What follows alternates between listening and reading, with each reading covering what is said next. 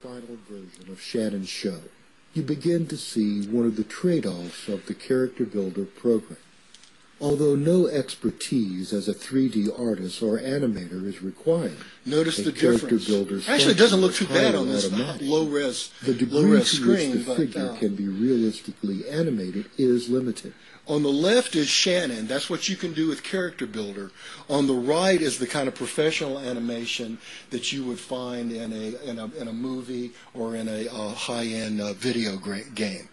So if there are any developers out there, please give us the ability to produce a highly realistic avatar like the one on the right with the expense of Character Builder, $299, with its ease of use. That avatar on the right, by the way, was produced by the Grail people at the University of Washington, the computer scientist people. It's really an outstanding site if you're into avatars. Yes, sir. You can output it, great question, you can output it either as Flash, SWF, or you can output it as an AVI. It's your choice. Okay, a couple other quick things. How are we doing on time? I think you're doing good. It is 9:32. Okay, good. A couple of quick things I want to show you. We have two programs that we service in our writing center. One's the guest lecture program. That's where we roster 2 to 3 writing advisors into somebody's class and help that class with a writing assignment. And we do about 60 of these a semester. So what we do is we introduce the writing principles we're going to teach with a multimedia lesson first. Career at UMUC and throughout your life, you're going to be asked to carry out various research projects. And I want to also While give you you an may not example think of a about full many body of your work-related avatar. tasks as research projects, in actuality, they can be considered such Very robotic. because they ask you to carry out the same Now watch him tasks turn. It's very that robotic. you must carry out in any research project, whether it be in school or in the workplace. And those tasks or basic steps consist of, 1, clearly understanding the question. It's very robotic, but it gets that the you job have done. to You know, answer it gives that in sense your of presence research and co-presence. So they watch the video and then they go into the threads, do what we're asking. Then they get one-on-one help from a writing advisor in the thread or in DimDim or Adobe Connect or Wimba, for God's sake. We also have a database program where students submit their work to our database, and then we respond with a template to them. We get about 6,000 requests for help per semester. And the writing advisors can respond either in an Adobe PDF format, or they can respond with a Word document. This is a writing advisor's response to us.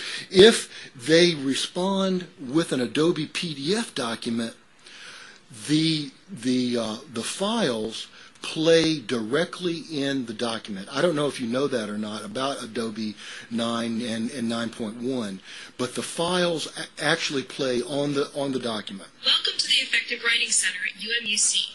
My name is Amy, and I'll be your writing advisor So the today. student doesn't have The to movie controls are to go to auto-hidden another site. and appear with a mouse And roller. the media element is right there as where well the as some of student the needs it. characteristics of a successful academic essay.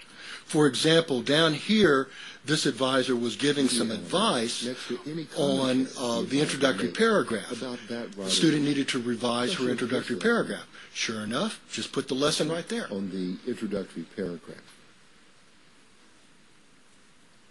Hello, everyone. This is Michelle, and welcome to this brief review of the introductory paragraph. Your introduction right is your there. They first don't have chance to to go to establish another credibility site. with the They can reader. kind of get the two And one together. rarely gets This a is a second full chance to body make a first PhotoFit impression. avatar as To be well. effective, your introductory paragraph must do 3 things. And again, here down here with MLA, student having a problem with MLA, we're able to put our MLA material right there on how to document it. So that helps us out a lot, both in our guest lectures and in our writing advice templates that we give back. Now, there are two other quick uses that I want to show to you, and they all have to do with diversity. University of Maryland University College is located in the Washington, D.C. metro area, and we have over 60 satellite campuses in that area. As you know, the Washington, D.C. area is one of the most racially, ethnically diverse areas in the United States, and our students reflect that diversity. But guess who our tutors are? All white females primarily. And yet they're out there serving military guys from all the bases from around Washington.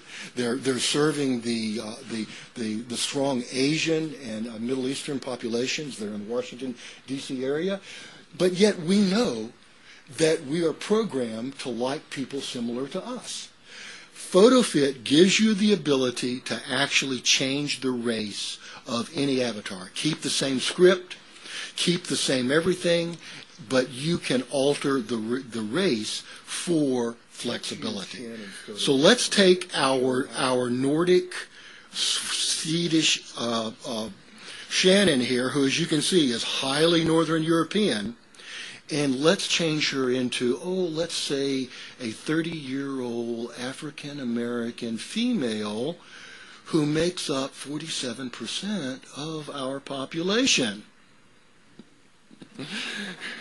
And here is our show. And that's good to have your shows sometimes done by a white female, sometimes done by a black female, sometimes done by a... Let's try it.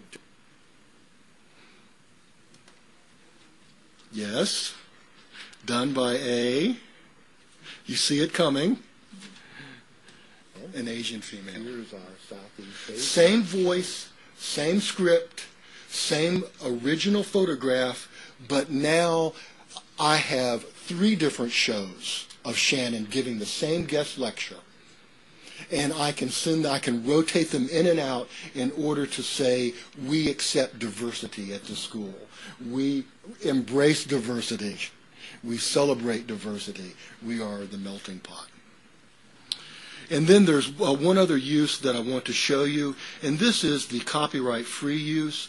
It's also possible with these PhotoFit avatars to go out to the web and to get any copyright-free program to create your avatars. PhotoFit will generate an infinite number of random faces for you, or you can also go out and find and get copyright-free photographs that will also allow you to generate an infinite number of unique avatars. I found this copyright-free, she's right at the age line there, right at 12, where that PhotoFit accepts it.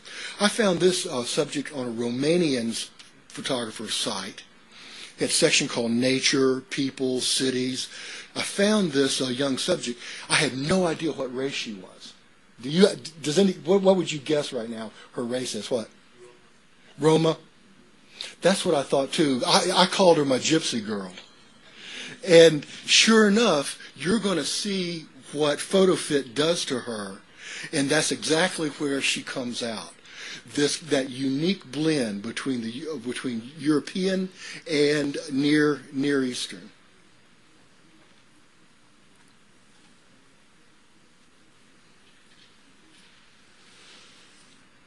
$9.40. Thank you. And guess what? I'm almost finished.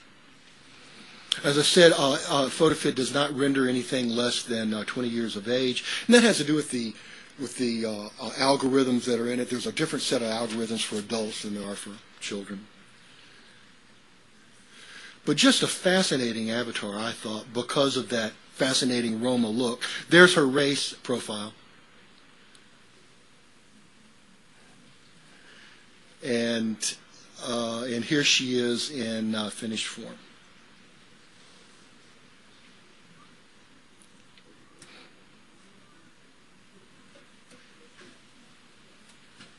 Just a fascinating avatar, a fascinating ethnicity.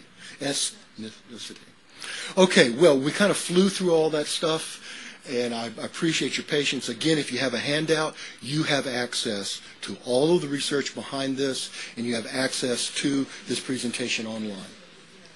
And we have 10 minutes for questions. Yes. Oh, thank you, David, for such an extraordinary presentation. This is very interesting. Do any of you have questions? I'd like to take questions from the audience. Gentleman in the back? Yep. Yes. Oh, okay. If you're reasonably competent